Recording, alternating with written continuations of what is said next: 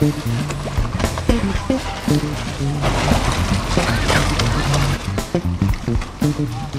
Tillman, author of several books on racing and a perennial champion in numerous classes, gave us some tips on setting the telltale. Okay. Dick, you're putting telltales on here. How do you decide where they go? Okay, well normally about where this one is, that I'm just putting, but because these are the world sails, they're colored, normally they're white, and you can see these things through. So you need to see the ones on both sides. Particularly the leeward side, because that's where you always want the leeward side to be flowing. The weather side is not too important. Oh, I see. The leeward side, if it's not flowing, you're not getting lift. So the idea is to get that leeward side flowing, about like that is right now, and that's the proper trim of the sail.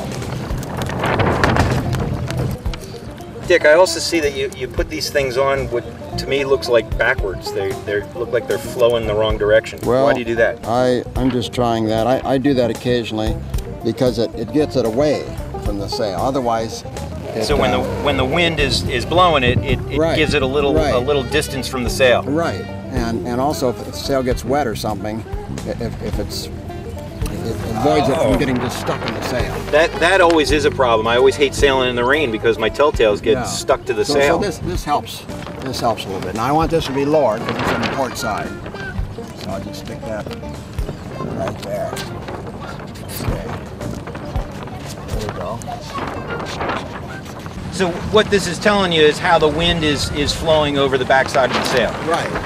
Particularly on a reach. I don't use it too much on a run.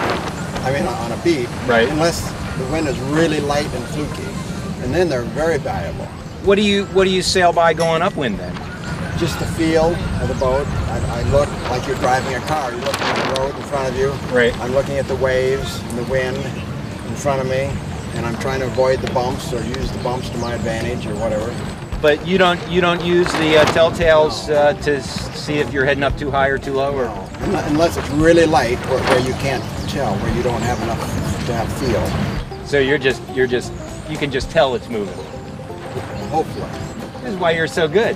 Well, I'm not that good, but the really good guys in this class, they sail so much that they really have the feel, and it makes a huge difference. Well, that's what they say. You know, it's time in the boat that really makes the champs. Exactly.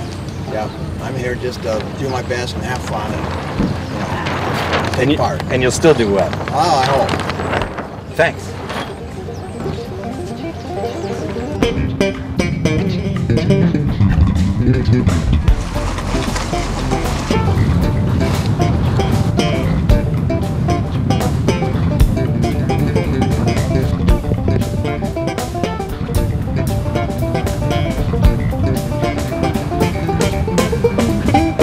I'm Jean Bergman, and I'm the International President of the Sunfish Class Association, and that means I'm here because this is where the World Championship is being held.